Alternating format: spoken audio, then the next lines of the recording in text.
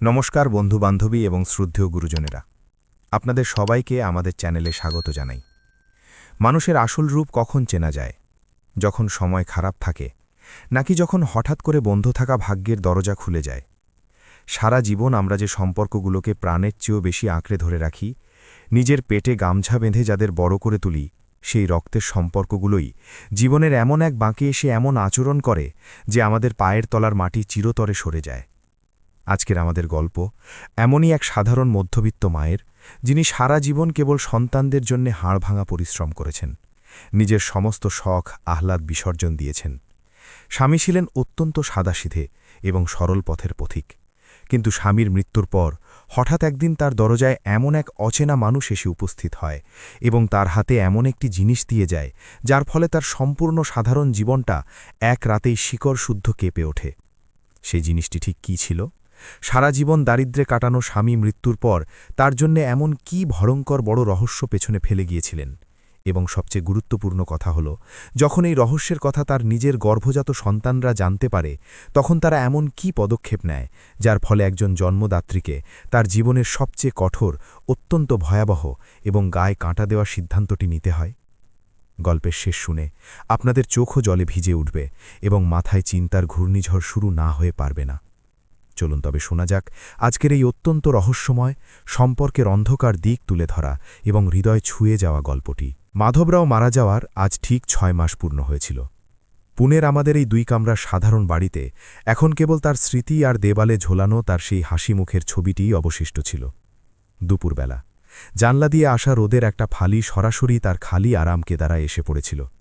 বাড়িতে এত নিস্তব্ধতা ছিল যে দেওয়াল ঘড়ির টিকটিক শব্দটাও আমার বুকে ভয় ধরিয়ে দিচ্ছিল। আমার নাম সুমতি, বয়স ৬৮, কিন্তু তার চলে যাওয়ায় নিজেকে হঠাৎ করে খুব বৃদ্ধা এবং একাকী মনে হতে শুরু করেছিল। আমি সবেমাত্র খাওয়া দাওয়া সেরে তার পুরনো ডায়েরি আর বইপত্র ঘাটাঘাটি করতে বসেছিলাম। তিনি পেশায় ছিলেন একজন ইতিহাস গবেষক, তাই বাড়িতে জামা কাপড়ের চেয়ে বই আর পুরনো কাগজপত্রের যেন পাহাড় জমে থাকত। সেই পুরনো পাতাগুলোর একটা বিশেষ গন্ধ আমাকে সবসময় তার কথা আর তার সেই সাদাসিধে সরল জীবনের কথা মনে করিয়ে দিত। আজও সেই গন্ধটা আমাকে তিনি খুব কাছেই আছেন এমন একটা অনুভূতি দিচ্ছিল, আর অজান্তেই আমার চোখের কোণ ভিজে আসছিল। আমাদের ৪০ বছরের সংসার ছিল একেবারে সাধারণ মধ্যবিত্ত গণ্ডিতে বাঁধা। মাধবরাও কখনোই টাকার পেছনে ছোটেননি। মারাঠা সাম্রাজ্যের ইতিহাস, পুরনো দুর্গ, মরি লিপির কাগজপত্র, এসবের মাঝেই তিনি সারা জীবন মেতে থাকতেন। সংসারের ঘানি টানতে গিয়ে, ছেলেমেয়েদের মানুষ করতে গিয়ে অনেক সময়ই আমি খুব হিমশিম খেতাম, কিন্তু তার মুখের সেই অদ্ভুত প্রশান্তি দেখে আমার সব রাগ কোথায় যেন উধাও হয়ে যেত। আজ তিনি বাড়িতে না থাকায় এই বাড়িটা যেন আমাকে গিলতে আসছিল।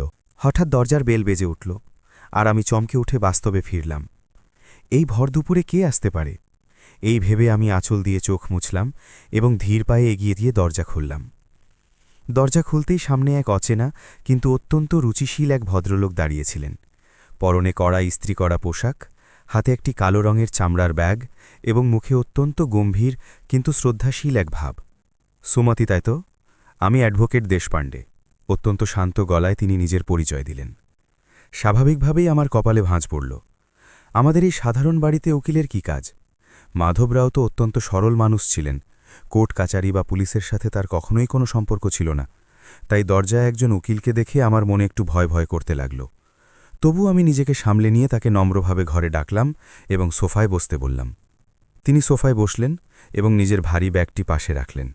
ঘরে রাখা বইয়ের স্তূপ আর মাধবরাওয়ের ছবির দিকে তিনি একবার চোখ বুলিয়ে নিলেন এবং একটা দীর্ঘশ্বাস ফেললেন। সুমতি, তাই?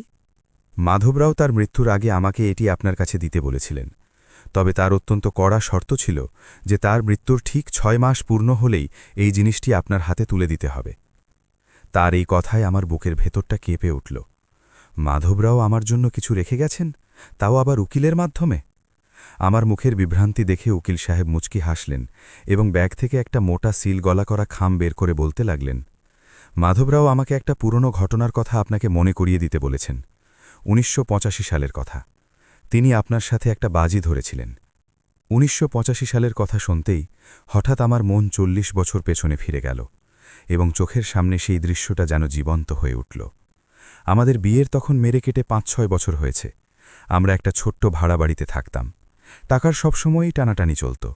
একদিন সন্ধে আমি রান্নাঘরে উনুনের সামনে খাটছিলাম, আর মাধবরাও ওখানেই একটা পুরনো পুঁথি নিয়ে পড়াশোনা করছিলেন।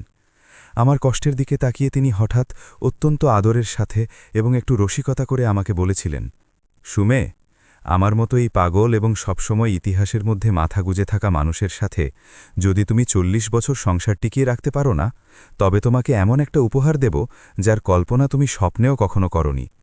আমি তখন হেসে আঁচল দিয়ে ঘাম মুছতে মুছতে বিষয়টা উড়িয়ে দিয়েছিলাম, কিন্তু মাধবরাওয়ের সেটা এখনও খুব ভালোভাবেই মনে ছিল। আমি যখন আবার বাস্তবে ফিরলাম, তখন আমার চোখ দিয়ে অঝরে জল পড়ছিল।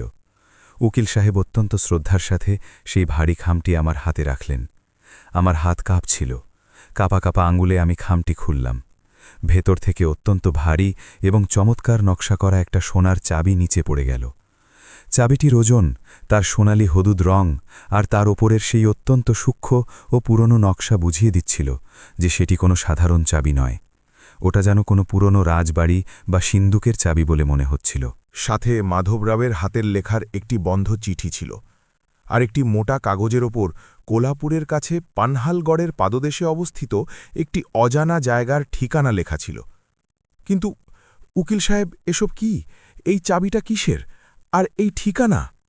আমি অত্যন্ত বিভ্রান্ত হয়ে তাকে জিজ্ঞেস করলাম। উকিল সাহেব অত্যন্ত শান্ত এবং গম্ভীর গলায় বললেন, সুমতি, তাই এই চিঠিতে মাধবরাও সব খোলসা করে লিখেছেন।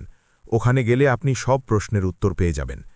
কিন্তু মাধবরাওয়ের আরও একটা অত্যন্ত কড়া শর্ত আছে। আপনাকে এই ঠিকানায় একেবারে একলা যেতে হবে। আপনার ছেলে প্রসাদ আর মেয়ে নেহাকে এই ব্যাপারে ঘুণাক্ষরেও কিছু জানানো যাবে না।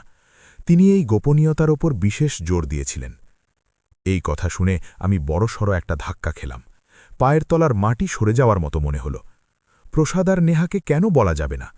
প্রসাদ আইটি কোম্পানিতে বড় পদে কাজ করলেও তার মাথার ওপর বাড়ি আর গাড়ির ঋণের বিশাল পাহাড় ছিল। প্রতি মাসে সেই কিস্তি মেটাতে গিয়ে তার যে নাজেহাল অবস্থা হতো, তার মুখের সেই মানসিক চাপ এবং টাকার জন্য তার লাগাতার যে দৌড়ঝাঁপ, তা আমি রোজ দেখতাম। নেহা নিজে একজন আর্কিটেক্ট হিসেবে কাজ করত। নিজের নাম কামানোর জন্য তারও রোজগার লড়াই চলছিল। আমরা সবসময় একসাথেই ছিলাম। একে অপরের কাছ থেকে আমরা কখনোই কিছু লুকোইনি। তাহলে মাধবরাও হঠাৎ এমন দূরত্ব কেন তৈরি করলেন? ছেলেমেয়েদের কাছ থেকে লুকোনোর মতো এমন কি ছিল সেই পানহালগড়ের পাদদেশে? আমার মনে সন্দেহ আর চিন্তার মেঘ ঘনিয়ে উঠল। উকিল সাহেব আমাকে আর কোনো তথ্য না দিয়ে শুধু এটুকু বলেই চলে গেলেন যে মাধবরাওয়ের ইচ্ছার সম্মান রক্ষা করা এখন আমারই। তিনি চলে যাওয়ার পর আমি সেই কনকনে ঠান্ডা সোনার চাবিটা হাতে শক্ত করে ধরে মাধবরাওয়ের ছবির দিকে ঘণ্টার পর ঘণ্টা তাকিয়ে রইলাম। ৪০ বছরের সংসারে এই মানুষটা আমার কাছ থেকে কখনোই কিছু লুকোননি। তার স্বচ্ছ স্বভাব আমার পুরোপুরি জানা ছিল। তাহলে এখন মৃত্যুর পর এমন রহস্য কেন? আমার মনে চিন্তার ঝড় উঠছিল। ছেলে মেয়েদের না জানিয়ে এতটা দূরে যাওয়া কি ঠিক হবে? প্রসাদ যদি জানতে পারে তবেও কি বলবে? ওর কি খারাপ লাগবে না যে মা আমাদের কাছ থেকে এত বড় একটা কথা লুকিয়ে রাখল? আমি ফোনটা তুলে প্রসাদকে কল করতে যাচ্ছিলাম, কিন্তু আমার হাত সেখানেই থেমে গেল।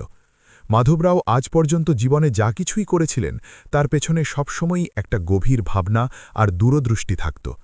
তিনি যদি উকিলের মাধ্যমে আমাকে ছেলেমেয়েদের কাছ থেকে এই বিষয়টা লুকাতে বলে থাকেন, তবে তার পেছনে নিশ্চয়ই আমার এবং এই পরিবারের মঙ্গলের জন্য বড় কোনো উদ্দেশ্য লুকিয়ে আছে। এই ব্যাপারে আমার মন নিশ্চিত হতে লাগল।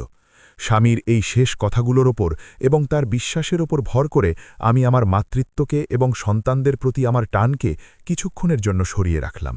অবশেষে অনেক ভেবেচিন্তে আমি একটা বড় এবং কঠিন সিদ্ধান্ত নিলাম। আমার স্বামীর দেওয়া সেই শেষ প্রতিশ্রুতির সম্মান রক্ষার জন্য আমি কোলাপুরে সেই পনহালগড়ের পাদদেশে যাওয়ার সিদ্ধান্ত নিলাম, একেবারে একাকী। আমি একটা ছোট ব্যাগ গোছালাম আর কাল সকালেই বেরোনোর প্রস্তুতি নিলাম। আমার এই বাকি জীবনে কোনো অপ্রত্যাশিত মোড় আসতে চলেছে, এই ঠিকানায় ঠিক কী লুকিয়ে আছে আর এই চাবি দিয়ে আমার ভাগ্যের কোন তালা খুলতে চলেছে সে সম্পর্কে আমার তখন বিন্দুমাত্র ধারণা ছিল না। কিন্তু আমার মনে এক অদ্ভুত ভয় আর এক অজানা টান তৈরি হয়েছিল, যা আমাকে সেই পনহালগড়ের দিকে টেনে নিয়ে যাচ্ছিল। পরের দিন খুব ভোরেই আমি উঠে পড়লাম। ঘরের কাজকর্ম গুছিয়ে নিয়ে একটা ছোট ব্যাগে ২-৩টে শাড়ি আর দরকারি জিনিসপত্র ভরে আমি বাড়ি থেকে বেরিয়ে পড়লাম। দরজায় তালা লাগানোর সময় আমার হাত কাঁপছিল। আমার সাধারণ আর সরল জীবনে এমন রহস্যময় কিছু ঘটবে তা আমি কখনো ভাবতেও পারিনি। পুনের সারগেট বাসস্ট্যান্ডে সকালের খুব ভিড় ছিল। আমি কোলাপুর যাওয়ার একটা বাস ধরলাম আর জানলার ধারের সিটে গিয়ে বসলাম। বাস ছাড়ল আর পুনের রাস্তা পেছনে পড়তে লাগল। যতই এগোচ্ছিলাম আমার মনে চিন্তার জট আরও বেশি করে পাকিয়ে উঠছিল। জানলা দিয়ে আসা হুহু বাতাসে আমি বারবার মাধবরাওয়ের সেই শান্ত আর হাসি মুখটা দেখতে পাচ্ছিলাম। তিনি আমার জন্য এমন কি রেখে গেছেন, আর তাও আবার কোলাপুরে, পনহালগড়ের পাদদেশে। আমাদের সাথে এর কি সম্পর্ক থাকতে পারে? এমন অনেক প্রশ্ন আমার মাথায় ঘুরপাক খাচ্ছিল। বাসের সেই ঘড়ঘড় শব্দ আর জানলার বাইরে দৌড়ানো গাছপালা দেখতে দেখতে আমার বিগত ৪০ বছরের সংসারের কথা মনে পড়ছিল। মাধবরাও অত্যন্ত সাধারণ মানুষ ছিলেন। নতুন জামাকাপড়, গয়না বা বড় বাড়ির প্রতি তার কখনোই কোনো লোভ ছিল না। তার বেতনের বেশিরভাগ অংশই বইপত্র আর ঐতিহাসিক গবেষণার জন্য করা ভ্রমণের পেছনেই খরচ হয়ে যেত। আমরা সবসময়ই টাকা পয়সা বাঁচিয়ে চলেছি। তাহলে এখন হঠাৎ করে একজন উকিলের মাধ্যমে সোনার নকশা করা চাবি আমার হাতে কেন এসে পড়ল? সেই চাবিটা আমি আমার পার্সে খুব সাবধানে রেখেছিলাম। প্রতি ১৫-২০ মিনিট অন্তর আমার হাত পার্সের দিকে যাচ্ছিল এবং চাবিটা সেখানে আছে কিনা তা নিশ্চিত করছিল। ওই চাবির স্পর্শে আমি মাধবরাওয়ের স্পর্শ অনুভব করছিলাম। আমার স্বামী আমার কাছ থেকে সাংঘাতিক বড় কোনো রহস্য লুকিয়ে রেখে গেছেন। এই ভেবে আমার বুকের ভেতর এক অজানা ভয় আর কৌতূহল ঘনিয়ে উঠছিল। দুপুরের দিকে বাস কোলাপুরের সেন্ট্রাল বাসস্ট্যান্ডে পৌঁছল। কোলাপুরের সেই বিশেষ লাল মাটি, সেখানকার ভাষা আর মানুষের আনাগোনা দেখে আমার একটু স্বস্তি লাগল। আমি স্ট্যান্ডের বাইরে এলাম আর একটা ভাড়ার গাড়ির চালককে সেই পনহালগড়ের পাদদেশের ঠিকানাটা দেখালাম। ঠিকানাটা পড়ে চালক আমার দিকে একটু অবাক হয়ে তাকালো এবং গাড়ি চালু করল। কোলাপুর শহর থেকে বেরোনোর পর গাড়ি পনহালগড়ের দিকে যাওয়া আঁকাবাঁকা রাস্তা দিয়ে ছুটতে লাগল। যতই দুর্গ কাছে আসছিল, প্রকৃতি ততই বেশি মনোমুগ্ধকর এবং রুদ্র রূপ ধারণ করছিল।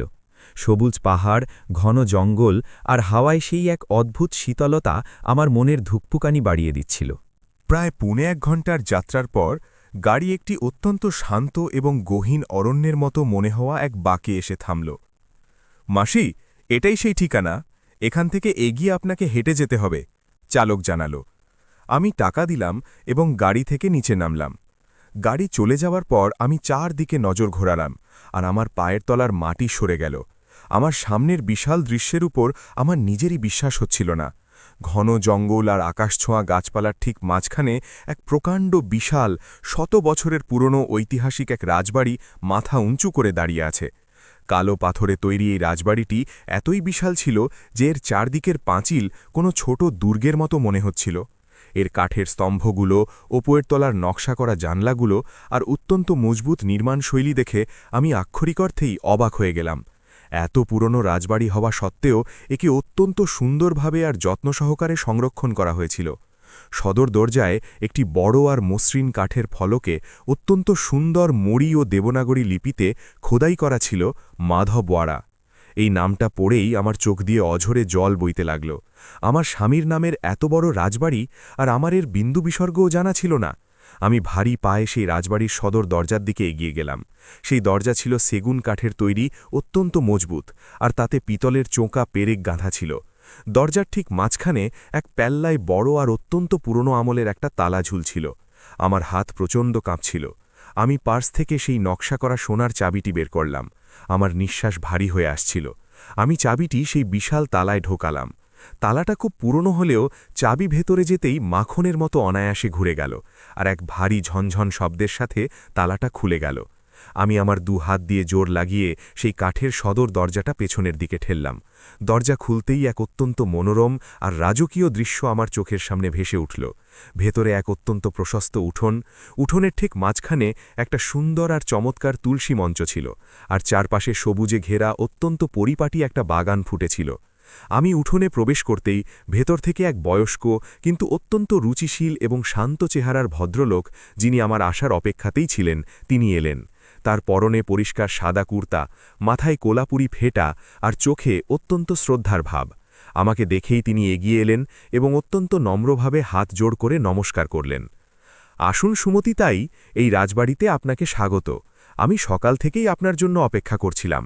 ভদ্রলোক অত্যন্ত শ্রদ্ধার সাথে এবং পরিচিত সুরে বললেন, আমি পুরোপুরি বিভ্রান্ত হয়ে গিয়েছিলাম।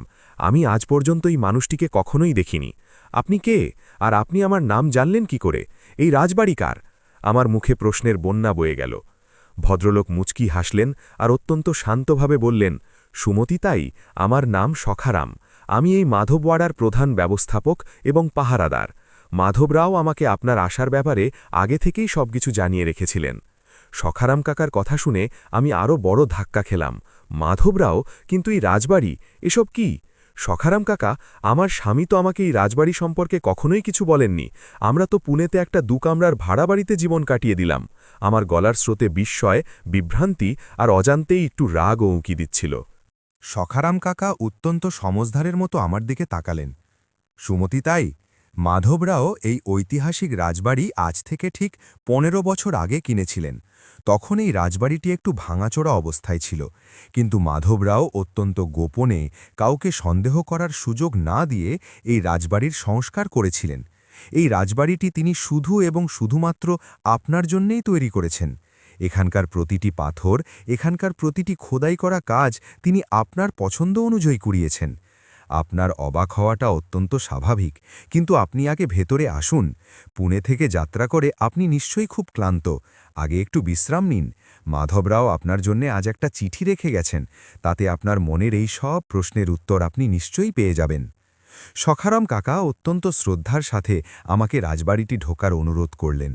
আমি এক অবশ অবস্থায় সখারাম কাকার পেছন পেছন রাজবাড়ির ভেতরে পা রাখলাম। ভেতর থেকে এটি আরও বেশি বিশাল, ঐতিহাসিক এবং রাজকীয় মনে হচ্ছিল। কাঠের কারুকাজ করা বড় বড় স্তম্ভ, দেওয়ালে পুরনো কিন্তু আকর্ষণীয় তৈলচিত্র, ছাদ থেকে ঝোলানো ঝাড়বাতি আর পুরনো আমলের কিন্তু অত্যন্ত আরামদায়ক মনে হওয়া রাজকীয় আসবাবপত্র। এর ফলে রাজবাড়িটিতে এক অদ্ভুত বিশালতা এসেছিল। এই রাজবাড়িটি যেন কোনো রানীর প্রাসাদের মতো করে সাজানো হয়েছিল। সখারাম কাকা আমাকে দোতলার এক অত্যন্ত বিলাসবহুল এবং প্রশস্ত ঘরে নিয়ে গেলেন। ঘরে একটা বড় খোদাই করা কাঠের খাট ছিল, তার উপর মখমলের গদি পাতা, একটা আরাম কেদারা আর একটা পুরনো আমলের নকশা করা আলমারি ছিল। জানলা দিয়ে পনহলগড়ের আর চারপাশের সবুজ উপত্যকার অত্যন্ত মনোরম দৃশ্য দেখা যাচ্ছিল। সুমতি তাই, এটা আপনার বিশেষ ঘর। আপনি বিশ্রাম নিন, আমি নিচে আপনার জন্য খাবারের ব্যবস্থা করছি। এ কথা বলে সখারাম কাকা অত্যন্ত আদবের সাথে ঘর থেকে বেরিয়ে গেলেন। আমি সেই মখমলের খাটে বসে বড় বড় চোখ করে পুরো ঘরটা পর্যবেক্ষণ করছিলাম। এই সব জাঁকজমকের ওপর আমার একটুও বিশ্বাস হচ্ছিল না। হঠাৎ আমার নজর ঘরের একটা কারুকাজ করা কাঠের টেবিলের ওপর গেল। সেখানে একটা মোটা খাপ রাখা ছিল, তার ওপর বড় বড় অক্ষরে আমার নাম লেখা। ওটা মাধবরাওয়ের দ্বিতীয় চিঠি ছিল। আমি কাপা কাপা হাতে সেই খামটা তুলে নিলাম। আমার হৃৎস্পন্দন প্রচণ্ড দ্রুত হয়ে গিয়েছিল। আমি খামটা খুললাম আর ভেতরের কাগজগুলো বের করলাম। মাধবরাওয়ের সেই চেনা আর সুন্দর হাতের লেখায় লেখা শব্দগুলো আমার চোখের সামনে ভাসতে লাগল। আমার প্রিয় সুমতি। চিঠির শুরুটা তার চিরপরিচিত আদুরে সম্বোধন দিয়েই হয়েছিল। তুমি আজ এই রাজবাড়িতে আমার চিঠির কথাগুলোর উপর বিশ্বাস রেখে এসেছ, এর মানে তুমি আমার সেই 40 বছরের বাজি আক্ষরিক অর্থেই জিতে নিয়েছ। আমার বিশ্বাস ছিল যে তুমি এই বাজি নিশ্চয়ই জিতবে। আমাকে ক্ষমা করো সুমে, যে আমি তোমার কাছ থেকে এত বছর ধরে এত বড় একটা রহস্য লুকিয়ে রেখেছি। আমি তোমাকে সারা জীবন অন্ধকারে রেখেছি, এর জন্যে আমার খুব অনুশোচনা হয়, কিন্তু আমাকে এমনটা করতেই হতো। তোমার এই বিশাল রাজবাড়ি দেখে নিশ্চয়ই খুব বড় ধাক্কা লেগেছে, কিন্তু আমার আদরের সুমে, এর চেয়েও অনেক বড় বিস্ময় আর রহস্য এখনও বাকি। এইটুকু পড়তেই আমার গলা শুকিয়ে এলো। এই রাজবাড়িতে আরও কোনো রহস্য লুকিয়ে থাকতে পারে? আমি নিঃশ্বাস বন্ধ করে চিঠিটা আরও পড়তে লাগলাম। সুমে, তোমার মনে আছে ১৯৯৯ সালের সেই ঘটনাটার কথা? আমি যখন মারাঠা সাম্রাজ্যের এবং বিশেষত পনহালগড়ের ইতিহাসের উপর অত্যন্ত গভীর গবেষণা করছিলাম, তখন পুরনো মুড়ি কাগজপত্র আর কিছু অবহেলিত মানচিত্রের মধ্যে আমি একটি অত্যন্ত গুরুত্বপূর্ণ তথ্য খুঁজে পাই। তা থেকে আমি একটা বিষয় স্পষ্টভাবে বুঝতে পারি যে পনহালগড়ের এলাকায় শিবাজি এবং পেশোয়া আমলের একটি অত্যন্ত গুপ্ত ধনভাণ্ডার বহু শতাব্দী ধরে লুকিয়ে রাখা আছে। অনেক বছর ধরে আমি অত্যন্ত গোপনে আর জেদের সাথে এই গুপ্তধনের খোঁজ করছিলাম, আর অবশেষে আমার সেই অক্লান্ত পরিশ্রমের ফল আমি পাই। সুমে, আমি সেই হারিয়ে যাওয়া ঐতিহাসিক গুপ্তধন খুঁজে পাই। সেই ধনভাণ্ডার এতই বিশাল এবং অসীম যে আজকের দিনে তার মূল্য হিসেব করলে তা 100 কোটি টাকার ঘরে গিয়ে পৌঁছবে। তাতে রয়েছে শিবাজী আমলের স্বর্ণমুদ্রা, পেশোয়া আমলের আসল হীরা চুন্নি পান্নাখচিত প্রাচীন গয়না, মূল্যবান পাথর এবং রাজকীয় ঐতিহাসিক অস্ত্রশস্ত্র। রাজকীয় ঐতিহাসিক নিদর্শন আর রত্নের এক অমূল্য এবং বিশাল ভাণ্ডার। এই শব্দগুলো পড়ার সময় আমার নিজের চোখের ওপরই বিশ্বাস হচ্ছিল না। 100 কোটি টাকার গুপ্তধন? না, আমার সেই সাদাসিধে ছেঁড়া শার্ট পরে ঘুরে বেড়ানো স্বামী এত বড় এক ঐতিহাসিক গুপ্তধন খুঁজে বের করেছিলেন, আর তবিও তিনি সারা জীবন পুনের সেই ভাড়া বাড়িতে সাধারণ পোশাকে লোকাল বাসে চেপে যাতায়াত করে গেলেন। আমার মাথায় যেন পিঁপড়ে হাঁটতে লাগল। হাত থেকে সেই চিঠি কাঁপতে কাঁপতে নিচে মাটিতে পড়ে গেল। আমার যেন নিঃশ্বাস নিতে কষ্ট হচ্ছিল। এত অঢেল সম্পত্তি, 100 কোটি টাকার গুপ্তধন, আর এই প্রাসাদের মতো রাজবাড়ি, এসব তিনি আমার জন্যে তৈরি করেছিলেন। কিন্তু তাহলে তিনি এসব কিছু ছেলে মেয়েদের কাছ থেকে আর আমার কাছ থেকে লুকোলেন কেন? প্রসাদ আর নেহা তো তার অত্যন্ত আদরের ছিল। তাহলে তাদের কাছ থেকে এমন কোন ভয়ঙ্কর রহস্য লুকোনোর প্রয়োজন ছিল? আমার মনে চিন্তার বিশাল ঝড় উঠছিল, আর মাধবরাওয়ের এই চিঠি আমাকে এমন এক বাস্তবের সামনে দাঁড় করিয়েছিল যা হজম করা একজন সাধারণ মধ্যবিত্ত মায়ের জন্যে পুরোপুরি অসম্ভব বলে মনে হচ্ছিল। সেই রাতে সেই মখমলের আর অত্যন্ত নরম গদির ওপর শুয়েও আমার চোখে এক মুহূর্তের জন্য ঘুম এলো না। মাথায় চিন্তার এমন ভয়ঙ্কর ঘূর্ণি চলছিল যে আমার নিঃশ্বাস নিতেও কষ্ট হচ্ছিল। মাধবরাওয়ের সেই চিঠি, তাতে লেখা সেই 100 কোটি টাকার গুপ্তধনের উল্লেখ, আর এই রাজপ্রাসাদের মতো দেখতে রাজবাড়ি, এসব কিছু একজন সাধারণ মধ্যবিত্ত নারীর পক্ষে হজম করা সম্পূর্ণ অসম্ভব ছিল। সারা রাত আমি সেই প্রশস্ত ঘরে পায়চারি করছিলাম। জানলা দিয়ে আসা ঠান্ডা বাতাসের ঝলকের সাথে পনহালগড়ের দিক থেকে ভেসে আসা সেই ঝিঝি পোকার ডাক আমার মনের অস্বস্তি আরও বাড়িয়ে দিচ্ছিল। আমার সাদাসিধে স্বামী সারা জীবন কত বড় এক রহস্য নিজের মনের ভেতর কবর দিয়ে রেখেছিলেন, এই কল্পনাতেই আমার গায়ে কাঁটা দিচ্ছিল। কখন একবার সকাল হবে আর আমি সেই ঐতিহাসিক গুপ্তধন নিজের চোখে দেখব, এমন একটা অবস্থা আমার হয়েছিল। ভোরের দিকে কখন যেন আমার চোখ লেগে এসেছিল, কিন্তু জানলা দিয়ে আসা ভোরের কচি রোদের ছোঁয়ায় আমার চটকা ভেঙে গেল।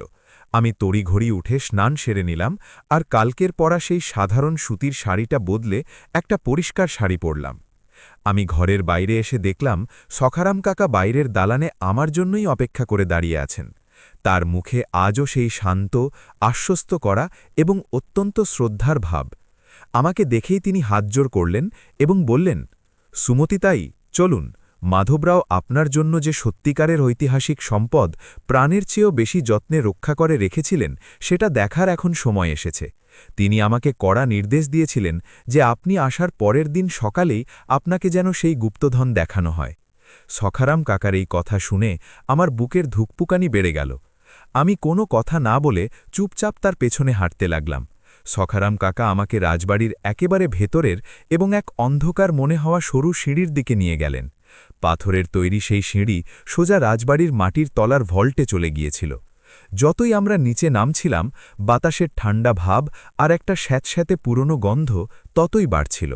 সিঁড়ির দুপাশে থাকা কালো পাথরের দেওয়ালে মশাল রাখার জন্য পুরনো কুলুঙ্গি ছিল, কিন্তু সেখানে এখন আলোর ব্যবস্থা করা হয়েছিল। বেশ কিছু সিঁড়ি ভেঙে নিচে নামার পর আমরা একটা প্রশস্ত ভূগর্ভস্থ জায়গায় পৌঁছলাম। সামনেই একটা বিশাল বড় এবং অত্যন্ত মজবুত পুরনো লোহার দরজা ছিল। সেই দরজার পুরুত্ব আর আকার দেখেই মনে হচ্ছিল সেটা যেন কোনো পুরনো দুর্গের সদর দরজা। কিন্তু আশ্চর্যের বিষয় হল, সেই 100 বছরের পুরনো ঐতিহাসিক দরজার ওপর অত্যন্ত আধুনিক এক নিরাপত্তা ব্যবস্থা বসানো ছিল। সখারাম কাকা সেই দরজার কাছে গেলেন।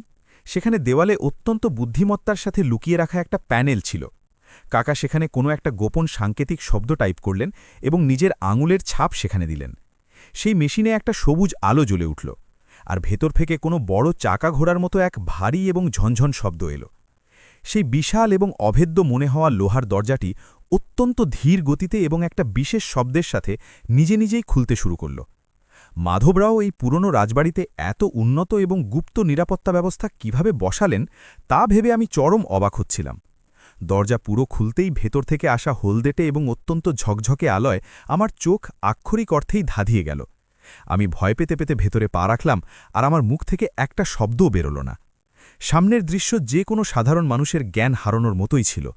একটা অত্যন্ত প্রশস্ত আর সুরক্ষিত প্রাসাদের মতো ঘরে অত্যন্ত মজবুত কাঁচের এবং সেগুন কাঠের খোদাই করা সুন্দর বাক্সের মধ্যে সেই অসীম গুপ্তধন অত্যন্ত সুশৃঙ্খলভাবে সাজিয়ে রাখা ছিল। সেই ঘরে আলোর এমন ব্যবস্থা করা হয়েছিল যে প্রতিটি বস্তুর ঔজ্জ্বল্য চোখ ধাঁধিয়ে দিচ্ছিল। একটা বড় কাঁচের বাক্সে শিবাজী আমলের এবং পেশোয়া আমলের ইতিহাসের সাক্ষী দেওয়া হাজার হাজার স্বর্ণমুদ্রা আক্ষরিক অর্থেই স্তূপ করে রাখা ছিল। সেই মোহরগুলোর ওপর পড়া আলো প্রতিফলিত হয়ে গোটা ঘরে একটা সোনালি বলয় তৈরি করছিল। সেই খাঁটি সোনা আর তার সেই চমক বুঝিয়ে দিচ্ছিল যে এই গুপ্তধন কতটা বিরল এবং মূল্যবান। সেই স্বর্ণমুদ্রার পাশেই একটা মখমলের কাপড়ের উপর আসল হিরে, পান্না এবং রক্তের মতো লাল টুকটুকে চুন্নি বসানো পুরনো ঐতিহাসিক গয়না রাখা ছিল। তার মধ্যে মেয়েদের ভারী কণ্ঠি, চিঞ্চপেটি এবং পুরুষদের বড় বাজুবন্ধ ও শিরপেচ ছিল। প্রতিটি গয়নার উপরের কারুকাজ এতই সূক্ষ্ম আর সুন্দর ছিল যে আজকের যুগে এমন গয়না বানানো এক কথায় অসম্ভব। এই গয়নাগুলো একসময় কোনো রাজপরিবারের নারী পুরুষরা পড়েছিলেন, এই কথা ভেবেই আমার গায়ের রোমাঞ্চ জাগল। এক কোণে রাজকীয় ধাঁচের সোনার রত্নে মোড়া তলোয়ার, রূপোর ঢাল এবং পুরনো ঐতিহাসিক অস্ত্রশস্ত্র অত্যন্ত গর্বের সাথে ঝলমল করছিল। কিছু তলোয়ারের হাতলে তো খোদ হীরা বসানো ছিল। এসব কিছুই ছিল শত কোটি টাকার সম্পদ। আমি অবশ এবং আবেশিত অবস্থায় সেই বাক্সগুলোর উপর হাত বোলাচ্ছিলাম। আমার সাদাসিধে মাধবরাও এসব কিছু খুঁজে বের করেছিলেন, আর এত বছর ধরে একাই অত্যন্ত গোপনে আগলে রেখেছিলেন, এর ওপর আমার তখনও বিশ্বাস হচ্ছিল না। সেই গুপ্তধনের একেবারে মাঝখানে একটা সুন্দর কারুকাজ করা চৌকির ওপর একটা লাল রঙের মখমলের কাপড় পাতা ছিল, আর তার ওপর মাধবরাওয়ের একটা পুরনো খয়েরি রঙের মলাট দেওয়া ডায়েরি রাখা ছিল। সখারাম কাকা আমাকে ইশারা করে সেই ডায়েরিটা নিতে বললেন। আমি কাঁপা কাঁপা হাতে সেই ডায়েরিটা খুললাম। সেই ডায়েরিতে আমার সেই প্রশ্নগুলোর বিস্তারিত উত্তর ছিল যা আমাকে সারা রাত ঘুমোতে দেয়নি।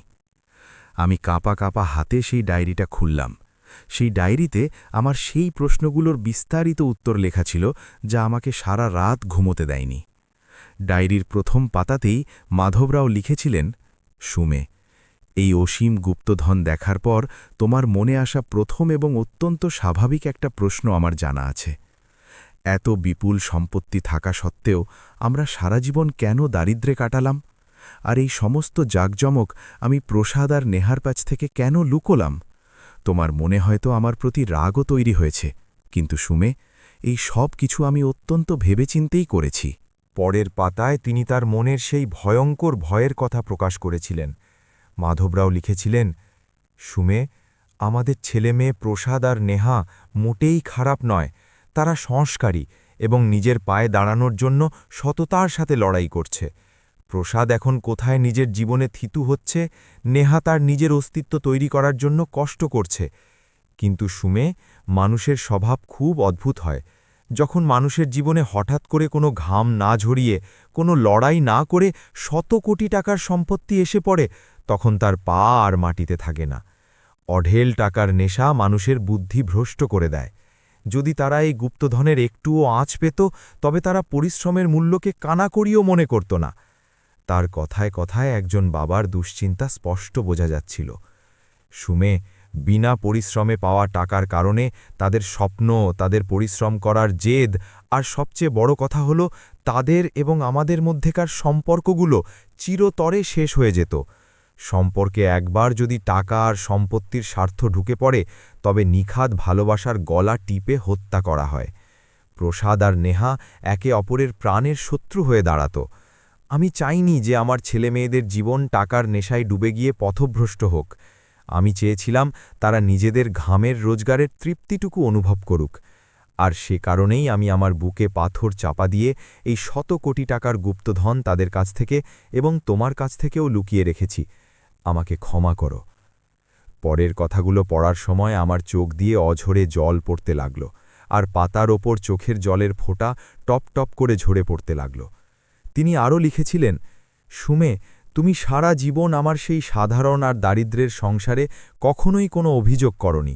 সন্তানদের জন্য আর আমার জন্য তুমি নিজের অনেক ইচ্ছা মেরেছ। পুরনো শাড়ি পরে তুমি উৎসব পার করেছ। কিন্তু এখন তোমার জীবনের সন্ধেবেলায় আমি তোমাকে একজন রানীর মতো বাঁচার সুযোগ দিতে চাই।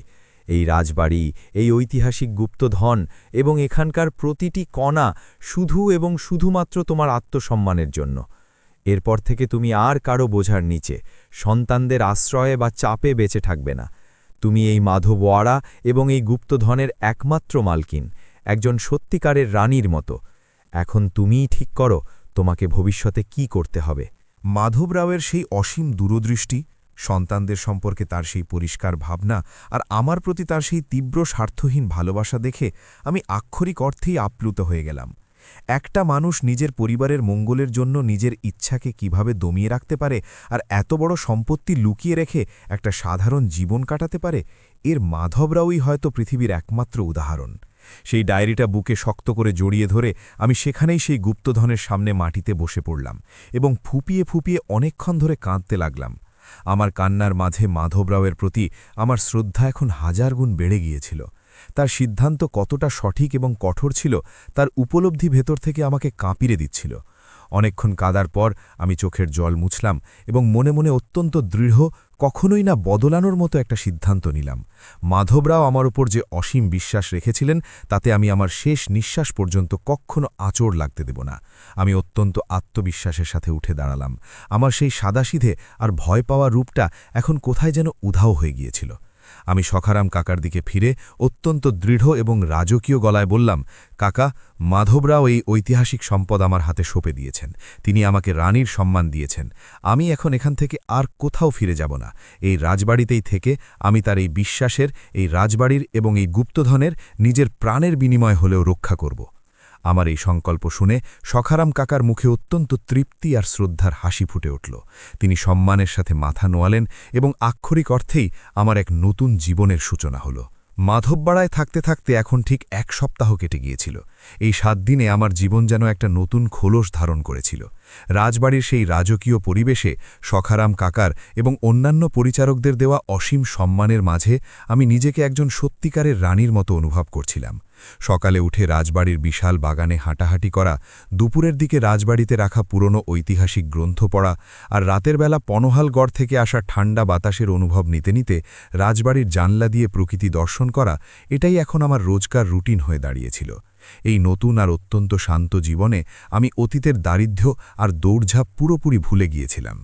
কিন্তু এই নতুন দুনিয়ায় মেতে থাকতে গিয়ে আমি একটা অত্যন্ত গুরুত্বপূর্ণ বিষয় ভুলে গিয়েছিলাম।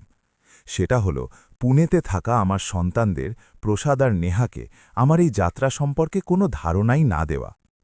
আমার ফোন 7 দিন ধরেই বন্ধ ছিল, আর আমি তাদের সাথে কোনো যোগাযোগই করিনি।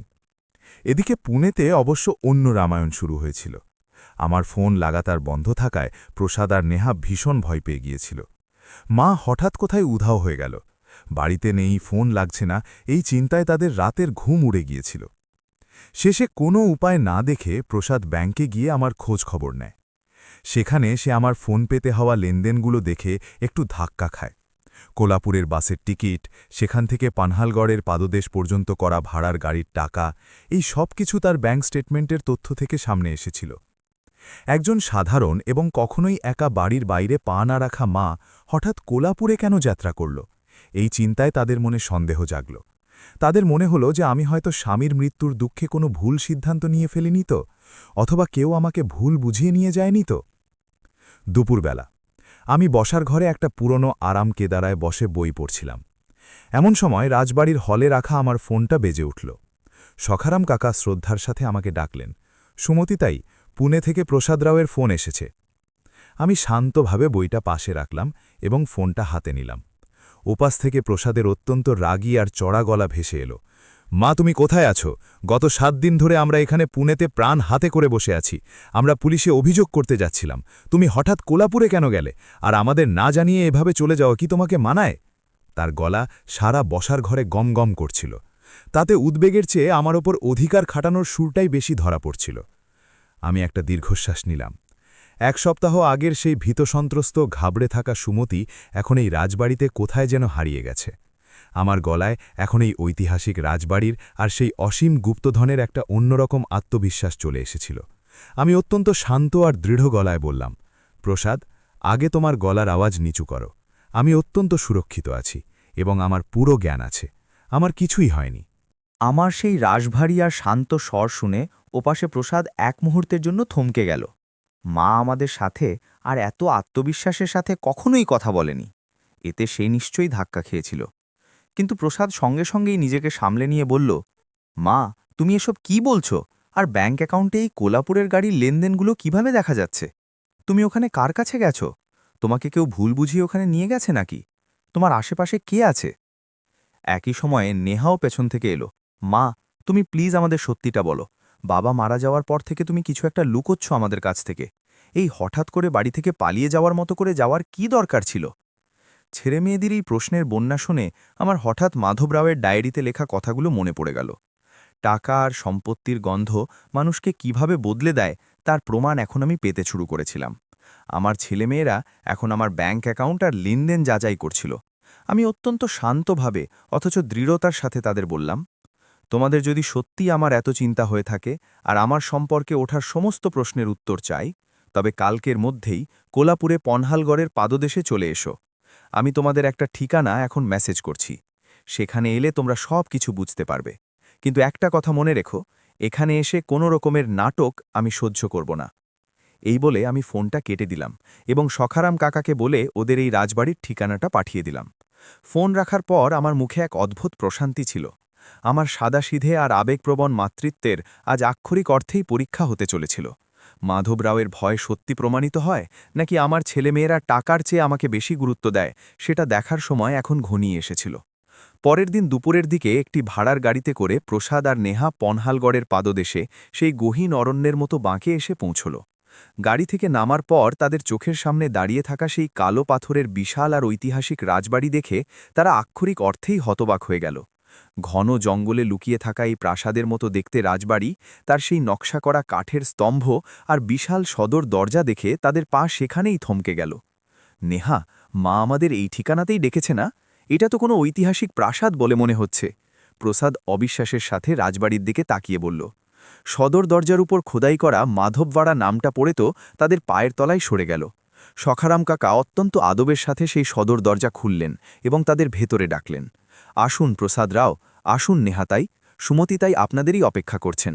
সখারাম কাকার সেই আতিথেয়তা আর তাদের নাম ধরে চেনা দেখে ছেলেমেয়েরা আরও বেশি বিভ্রান্ত হল। তারা রাজবাড়ির ভেতরে এলো এবং সেখানকার সেই প্রশস্ত উঠোন, সেই রাজকীয় সাজসজ্জা, দেওয়ালের ছবি আর পরিচারকদের আনাগোনা দেখে কোনো স্বপ্নের মধ্যে থাকার মতো এদিক ওদিক তাকাতে লাগল। ঠিক সেই সময় আমি দোতলা থেকে সেই বড় কাঠের সিঁড়ি বেয়ে নিচে নামতে লাগলাম। আমার পরনে অত্যন্ত সুন্দর আর দামি একটা পৈঠানি শাড়ি ছিল, গলায় মাধব রাওয়ের রেখে যাওয়া একটা পুরনো কিন্তু অত্যন্ত আকর্ষণীয় মুক্তোর হার ছিল, আর আমার মুখে এক অটুট প্রশান্তি ছিল। আমার সেই রানীর মতো চালচলন আর ঠাটবাট দেখে প্রসাদ আর নেহার চোখ বড় বড় হয়ে গেল।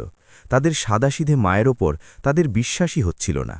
আমি নিচে নেমে বসার ঘরের প্রধান আরাম কেদারায় অত্যন্ত আভিজাত্যের সাথে গিয়ে বসলাম এবং তাদের সামনের সোফায় বসতে বললাম। দুজনেই কিছু মুহূর্ত চুপচাপ বসে রইল। অবশেষে থাকতে না পেরে প্রসাদ জিজ্ঞেস করল, মা, এসব কি? এই এত বড় ঐতিহাসিক রাজবাড়ি কার? আর তুমি এখানে এই পোশাকে কোনো রানীর মতো কি করছো? এর ওপর মাধববাড়া নাম কেন লেখা বাইরে? প্রশ্নের বিশাল বোমাবর্ষণ শুরু হলো। নেহাও মাঝখান থেকে বলে উঠল, মা, প্লিজ আমাদের সব ঠিক করে বলো, তুমি এসব কি চালাচ্ছ?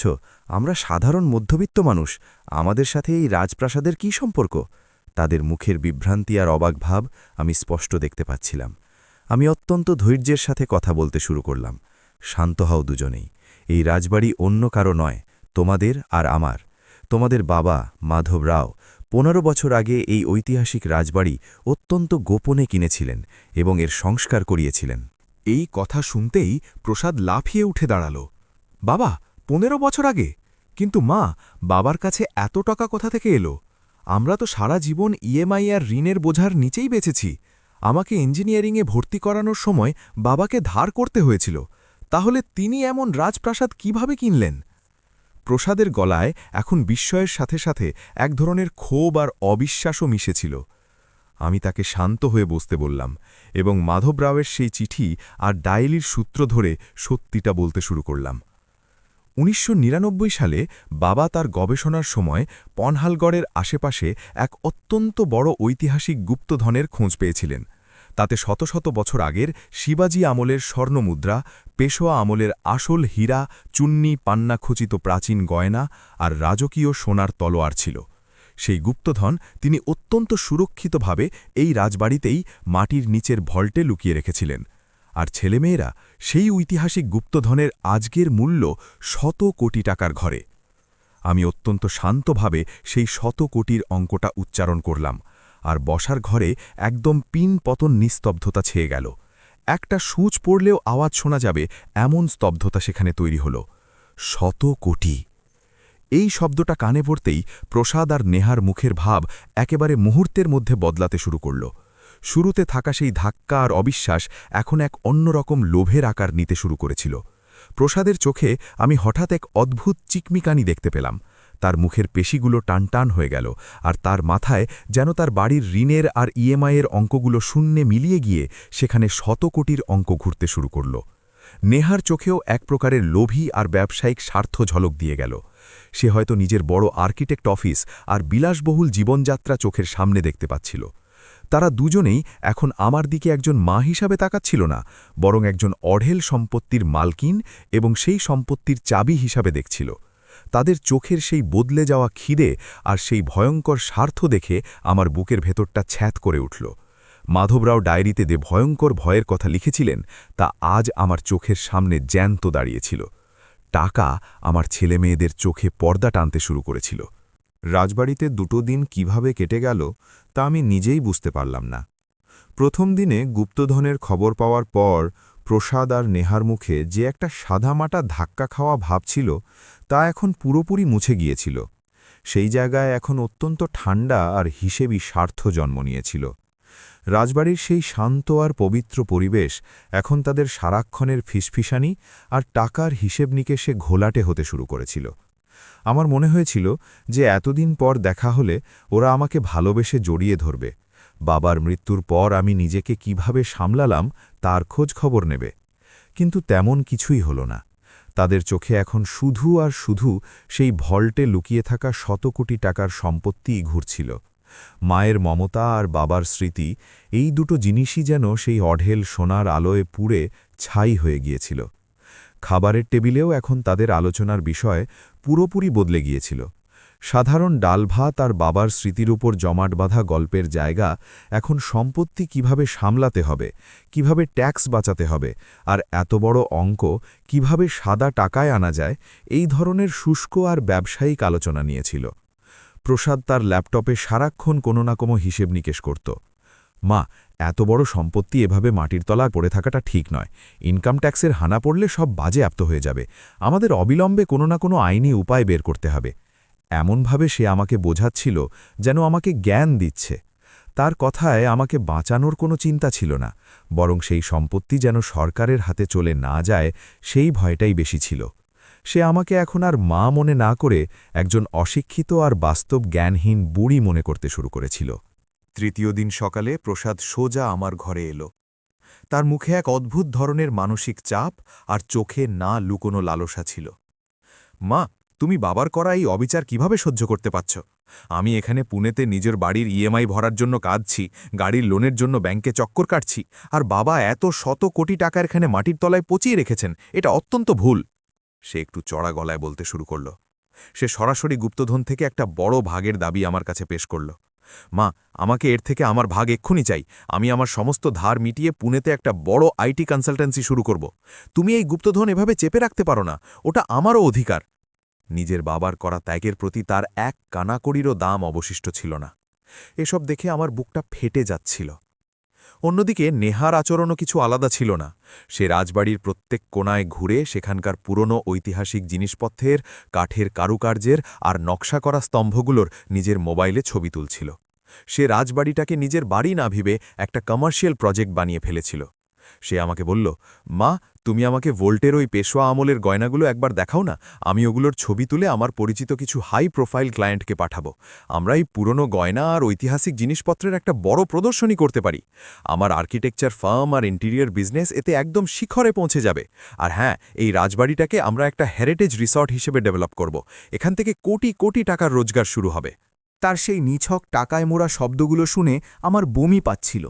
যে রাজবাড়িতে মাধবরাও নিজের ঘাম আর ভালোবাসার জলসিঞ্চন করেছিলেন, সেখানেই ছেলেমেয়েরা হোটেল আর রিসর্ট খোলার স্বপ্ন দেখছিল। আমার নিজের নারী ছেঁড়া ধনের এমন ভয়ঙ্কর রূপ দেখে আমার মনে যে কষ্ট হচ্ছিল তা ভাষায় প্রকাশ করা কঠিন। মাধবরাও ডায়েরিতে যা কিছু লিখে রেখেছিলেন তা যেন কোনো দূরদর্শী মানুষের কথার মতো অক্ষরে অক্ষরে মিলে যাচ্ছিল। হঠাৎ পাওয়া অঢেল সম্পত্তি আমার 2 সন্তানের বুদ্ধি পুরোপুরি নষ্ট করে দিয়েছিল। তারা কষ্টের দাম একেবারে ভুলে গিয়ে শুধু এবং শুধুমাত্র টাকার স্বার্থ মাথায় ঢুকিয়ে নিয়েছিল। দিনরাত হাড় ভাঙা খাটুনি খেটে নিজের ইচ্ছা বিসর্জন দিয়ে যাদের আমি বড় করে তুললাম, তাদের দেওয়া শিক্ষার এমন করুণ পরিণতি দেখা যে কোনো মায়ের কাছেই মৃত্যুর সমান কষ্টের। ভল্টে লুকোনো সেই সোনার গুপ্তধন আমার কাছে এখন আমার পরিবারকে গিলে খেতে আসা একটা বিষাক্ত সাপ বলে মনে হতে শুরু করেছিল। মাধবরাও এই গুপ্তধন সারা জীবন কেন লুকিয়ে রেখেছিলেন, সেই চরম সত্যিটা এখন আমাকে প্রতি মুহূর্তে দংশন করছিল। কিন্তু আমার সহ্য শক্তির শেষ সীমা আর আমার আত্মসম্মানের আসল পরীক্ষা হল সেই দিন দুপুরে। রাজবাড়িতে চারদিক একেবারে শুনশান ছিল। আমি সখারাম কাকাকে কিছু একটা বলার জন্য প্রসাদ যে ঘরে ছিল সেই ঘরের দিকে যাচ্ছিলাম। ঘরের দরজা সামান্য খোলা ছিল এবং ভেতর থেকে প্রসাদ আর নেহার ফিসফিস করা কিন্তু অত্যন্ত স্পষ্ট গলা ভেসে আসছিল। আমি সেখানেই থমকে দাঁড়ালাম। কোনো অত্যন্ত গুরুত্বপূর্ণ আলোচনা চলছে বলে আমার সন্দেহ হল। আমি নিঃশ্বাস বন্ধ করে সেখানেই দাঁড়িয়ে রইলাম এবং যা শুনলাম তাতে আমার পায়ের তলার মাটি চিরতরে ফাটল ধরল। প্রসাদ ফোনে পুনের কোনো এক বড় উকিলের সাথে কথা বলছিল। হ্যাঁ স্যার, গুপ্তধন বিশাল বড়, কিন্তু সেই সমস্ত সম্পত্তি মায়ের নামে, আর ওই রাজবাড়িটার মালিকানাও তারই। মা এই বড় আর্থিক লেনদেনগুলোর কিছুই বোঝে না। সে পুরোপুরি অশিক্ষিত আর আবেগে ভেসে যাওয়া একজন মহিলা। যদি সে ওই গুপ্তধন সরকারকে বা কোনো ট্রাস্টকে দান করে দেয়, তবে আমাদের বিশাল ক্ষতি হয়ে যাবে। আপনি অবিলম্বে একটা পাওয়ার অব অ্যাটর্নি, অর্থাৎ সমস্ত অধিকার আমাদের নামে করে দেওয়ার মতো একটা আইনি আমুক্তারনামা তৈরি করুন। আমরা তাকে কোনো আবেগঘন কারণ দেখিয়ে বা তার শরীর ভালো নেই এমনটা দেখিয়ে তার সই করিয়ে নেব। তার এই কথাগুলো কানে আসতেই আমার মস্তিষ্ক অসার করে দেওয়া একটা শিরশিরানি বয়ে গেল। নেহাও তাকে সমর্থন করে বলল, প্রসাদ ঠিকই বলছে, মা কি আর বোঝে, শত কোটি টাকার ট্যাক্স আর ইনভেস্টমেন্ট।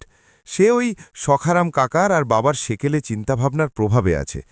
একবার পাওয়ার অফ অ্যাটর্নি আমাদের হাতে চলে এলে আমরা তাকে আইনগতভাবে সরিয়ে দিতে পারব। আমরা তাকে পুনেতে কোনো ভালো বিলাসবহুল বৃদ্ধাশ্রমে বা কোনো ফ্ল্যাটে রাখব। কিন্তু এই রাজবাড়ি আর গুপ্তধন আমাদের দখলে থাকাটা খুব দরকার। নিজের জন্মদাত্রী, যাকে সে কেবল 2 দিন আগেই একজন সাদাসিদে মা হিসাবে মানত, তাকে এখন তারা একটা আইনি বাধা বলে মনে করছিল। সম্পত্তির জন্য তারা আমাকে অশিক্ষিত প্রমাণ করে আমার পিঠে ছুরি বসাচ্ছিল। ওই কথোপকথন শুনে আমার শরীর আক্ষরিক অর্থেই ভয়ে কেঁপে উঠল। চোখ থেকে কান্নার বাঁধ ভেঙে পড়ল। কিন্তু আমি আঁচল দিয়ে মুখ চেপে ধরলাম। আমার হৃদয় হাজার টুকরো হয়ে গিয়েছিল। যে সন্তানের জন্য আমি রোদে জলে খেটেছি, নিজের জন্য কখনো একটা ভালো শাড়ি কিনিনি, সেই সন্তানেরাই টাকার জন্য আমাকে পাগল আর অশিক্ষিত প্রমাণ করে রাস্তায় নামাতে বেরিয়েছিল। কিন্তু সেই মুহূর্তে আমার ভেতরের সেই কান্নাকাটি করা আর দুর্বল মাটার মৃত্যু হল। দুঃখের জায়গা এখন এক ভয়ঙ্কর ক্ষোভ আর জ্বলে ওঠা আত্মসম্মান নিয়ে নিল। মাধবরাও আমাকে এই রাজবাড়িতে একজন দুর্বল মা হিসেবে নয়, বরং একজন আত্মসম্মানবোধ সম্পন্ন রানী হিসেবে বসিয়েছিলেন। তার সেই বিশ্বাস আমাকে এভাবে ধুলোয় মিশিয়ে দিতে দেওয়া চলত না। আমি আমার চোখের জল মুছলাম, মেরুদণ্ড সোজা করলাম এবং অত্যন্ত আক্রমণাত্মক ভঙ্গি নিয়ে দরজা ঠেলে সোজা ঘরে ঢুকে পড়লাম। দরজা সজোরে খোলার শব্দ শুনে প্রসাদ আর নেহা একেবারে চমকে উঠল। প্রসাদের হাতের ফোনটা তো নিচেই পড়ে গেল। আমার চোখ দিয়ে যেন আগুন ঝরছিল। আমার সেই রাগী আর রুদ্রমূর্তি দেখে তাদের মুখের ভাষাই বন্ধ হয়ে গেল। আমি তাদের দিকে অত্যন্ত ঘৃণার দৃষ্টি নিক্ষেপ করে বললাম, কি রে প্রসাদ, আমার জন্য পুনেতে কোন বৃদ্ধাশ্রমটা খুঁজলি? আর নেহা, তোর ওই হেরিটেজ রিসর্টের ডিজাইনে এই অশিক্ষিত মাকে কোথায় জায়গা দিবি তুই? আমার এই কথাগুলো শুনে তাদের মুখের রং পুরোপুরি ফ্যাকাশে হয়ে গেল। তারা যে হাতে নাতে ধরা পড়ে গেছে সেটা তারা বুঝতে পারল। মা, তেমন কিছু নয়, তুমি ভুল বুঝছ। প্রসাদ তোতলামো স্বরে সাফাই গাইতে শুরু করল। কিন্তু আমি তাকে মাঝপথেই থামিয়ে দিয়ে অত্যন্ত কড়া গলায় চিৎকার করে উঠলাম, চুপ কর প্রসাদ, একটা শব্দও আর এগোবি না। আমাকে অশিক্ষিত ভাবার ভুল তোরা করেছিস। হ্যাঁ, আমি কখনো ট্যাক্স আর ইনভেস্টমেন্টের হিসেব কষিনি ঠিকই, কিন্তু আমি মানুষের আসল রূপ ঠিক চিনতে পারি। মাধব রাও তোদের ঠিকই চিনেছিলেন, আর সেই জন্যই তিনি এই গুপ্তধন তোদের মতো শকুনদের হাত থেকে বাঁচিয়ে লুকিয়ে রেখেছিলেন। দুদিনের মধ্যে তোরা মা আর সন্তানের সম্পর্ক ভুলে গিয়ে একটা সিন্দুকের চাবির জন্য আমার বিরুদ্ধে ষড়যন্ত্র করতে শুরু করলি। পাওয়ার অফ অ্যাটর্নি চাই তোদের, আমার সই চাই। আমার গলার আওয়াজ পুরো রাজবাড়িতে গমগম করছিল। আমি নেহার দিকে ঘুরে বললাম, আর তুই বাবার স্মৃতি আর তার পরিশ্রমকে বিক্রি করে তোর ক্লায়েন্ট বাড়াতে চাস? লজ্জা করে না তোদের? যে বাবা সারা জীবন তোদের জন্য নিজেকে ভুলে গিয়ে শুধু অমানুষিক খাটুনি খেটেছেন, তার এই অপার ভালোবাসাকে তোরা ব্যবসায়িক রূপ দিচ্ছিস। আজ তোরা প্রমাণ করে দিলি যে টাকার সামনে রক্তের সম্পর্ক কানাকড়ি মাত্র। আমি তাদের দিকে অত্যন্ত কঠোর দৃষ্টিতে তাকিয়ে সেখানেই দাঁড়িয়ে রইলাম। আমার এই আক্রমণাত্মক ভঙ্গি আর মাধববাড়ার সেই অভেদ্য দেওয়ালের মতো অটল জেদের কারণে ছেলেমেয়েরা পুরোপুরি কেঁপে গিয়েছিল। এবার সময় এসে গিয়েছিল সেই চূড়ান্ত এবং অত্যন্ত কঠোর সিদ্ধান্ত নেওয়ার, যার ফলে এই রাজবাড়ির এবং গুপ্তধনের ভবিষ্যৎ চিরকালের মতো সুরক্ষিত হয়ে যাবে। আমি আমার সিদ্ধান্ত চূড়ান্ত করে ফেলেছিলাম এবং সেটা তাদের শোনানোর প্রস্তুতি আমি শুরু করলাম। সেই ভয়ঙ্কর ঘটনার পর রাজবাড়িতে এক অদ্ভুত আর দম বন্ধ করা নিস্তব্ধতা ছেয়ে গেল। আমার সেই রুদ্রমূর্তির কারণে প্রসাদ আর নেহা দুজনেই পুরোপুরি ঘাবড়ে গিয়ে নিজেদের ঘরে গিয়ে বসে রইল। কিন্তু আমার মনে এখন এক অন্যরকম ঝড় শান্ত হওয়ার মতো মনে হচ্ছিল। যে সম্পর্কগুলোকে আমি সারা জীবন প্রাণের চেয়ে বেশি আঁকড়ে ধরে রেখেছিলাম, সেই সম্পর্কগুলোর মুখোশ আজ আমারই চোখের সামনে টুকরো টুকরো হয়ে ছিঁড়ে গিয়েছিল।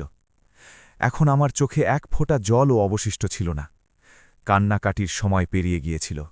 এখন সময় ছিল আমার স্বামীর আমার উপর রাখা অসীম বিশ্বাসের মর্যাদা রক্ষা করার। আমি সেই মুহূর্তে নিজের ফোনটা তুললাম আর পুনেতে অ্যাডভোকেট দেশপাণ্ডেকে ফোন করলাম। আমি তাকে ঘটে যাওয়া সমস্ত ঘটনা অত্যন্ত অল্প কথায় জানালাম এবং কালকের মধ্যেই সমস্ত আইনি কাগজপত্র নিয়ে পনহালগড়ের পাদদেশে অবস্থিত মাধববাড়ায় আসতে বললাম। আমার গলার স্বর এতটাই দৃঢ় আর কঠোর ছিল যে দেশপাণ্ডে উকিল কোনো প্রশ্ন না করেই আসার সম্মতি জানালেন। পরের দিন সকাল থেকেই রাজবাড়িতে এক অন্যরকম দৌড়ঝাঁপ শুরু হয়েছিল। প্রসাদ আর নেহা আমার সেই আক্রমণাত্মক ভঙ্গি দেখে একটু নরম হয়ে এসেছিল। তারা আমার সাথে মিষ্টি কথা বলে হওয়া ভুল বোঝাবুঝির জন্য ক্ষমা চেয়ে ব্যাপারটাকে সামাল দেওয়ার এক মরিয়া চেষ্টা করছিল। মা, তুমি আমাদের কথার ভুল অর্থ বের করেছ, আমাদের তেমন কোনো উদ্দেশ্য একেবারেই ছিল না, এমন কথা প্রসাদ আমাকে বারবার বলছিল। কিন্তু আমি তাদের কোনো মিথ্যে সান্ত্বনায় ভোলার পাত্রী ছিলাম না। আমি তাদের পুরোপুরি অগ্রাহ্য করলাম। দুপুরের দিকে অ্যাডভোকেট দেশপাণ্ডে রাজবাড়িতে এসে পৌঁছলেন। তার হাতে আইনি কাগজপত্রের একটা বড় আর মোটা ফাইল ছিল। আমি সখারাম কাকাকে বলে রাজবাড়ির প্রধান বসার ঘরে একটা সভার আয়োজন করতে বললাম। আজ এই ঐতিহাসিক রাজবাড়িতে এক নতুন ইতিহাসের এবং এক মায়ের কঠোর সিদ্ধান্তের লিপিবদ্ধকরণ হতে চলেছিল। বসার ঘরের ঠিক মাঝখানে রাখা একটা বিশাল খোদাই করা মখমলের চেয়ারে আমি গিয়ে বসলাম। সেই চেয়ারটা কোনো সিংহাসনের মতোই মনে হচ্ছিল এবং আজ আমি সেই সিংহাসনের গুরুত্ব আক্ষরিক অর্থেই বুঝতে পেরেছিলাম। আমার ডান দিকে অ্যাডভোকেট দেশপাণ্ডে তার ফাইল খুলে বসেছিলেন। সামনের সোফায় প্রসাদ আর নেহা অত্যন্ত অপরাধীর মতো এবং এক অজানা ভয়ে এসে বসেছিল। তাদের মুখে এখন আর টাকার লোভ ছিল না, বরং নিজেদের হাত থেকে সবকিছু ফসকে যাবার এক ভয়ঙ্কর আতঙ্ক ছিল। সখারাম কাকা বসার ঘরের এক কোণে অত্যন্ত সম্মানের সাথে দাঁড়িয়েছিলেন। পুরো ঘরে একটা সূঁচ পড়লেও যেন আওয়াজ শোনা যায়, এমন ভয়ঙ্কর নিস্তব্ধতা ছেয়েছিল। আমি একটা দীর্ঘশ্বাস নিলাম এবং অত্যন্ত গম্ভীর, রাজকীয় ও স্পষ্ট শব্দে কথা বলতে শুরু করলাম। প্রসাদ, নেহা, আজ পর্যন্ত আমি তোমাদের সাথে একজন সাধারণ মধ্যবিত্ত এবং তোমাদের আঁচলের তলায় লুকিয়ে রাখা মায়ের জায়গা থেকে কথা বলে এসেছি। কিন্তু আজ তোমাদের সামনে যে নারী বসে আছেন, তিনি শুধু তোমাদের মা নন, বরং এই ঐতিহাসিক মাধবওয়াড়ার এবং মাটির নিচে থাকা সেই শত কোটি টাকার গুপ্তধনের একমাত্র মালকিন। আমার এই প্রথম কথাটা শুনেই দুজনের মুখ ফ্যাকাশে হয়ে গেল। আমি আরও বলতে লাগলাম, তোমাদের বাবা এই এত বড় গুপ্তধন আর এই বিশাল রাজবাড়ি 15 বছর ধরে আমার কাছ থেকে আর তোমাদের কাছ থেকে কেন লুকিয়ে রেখেছিলেন, এই প্রশ্নের উত্তর কাল তোমরাই তোমাদের আচরণের মাধ্যমে আমাকে দিয়েছ। তিনি জানতেন যে বিনা পরিশ্রমে পাওয়া টাকার নেশা মানুষকে কত নিচু স্তরে নামিয়ে আনতে পারে। তিনি ভাবতেন যে টাকা এলে আমার ছেলেমেয়েরা পথভ্রষ্ট হবে। কিন্তু তোমরা তো শুধু পথভ্রষ্টই হাওনি, বরং সম্পত্তির জন্য নিজের মাকেই রাস্তায় নামাতে বেরিয়েছ। আমার গলা এখন আরও ধারালো আর কড়া হয়ে গিয়েছিল।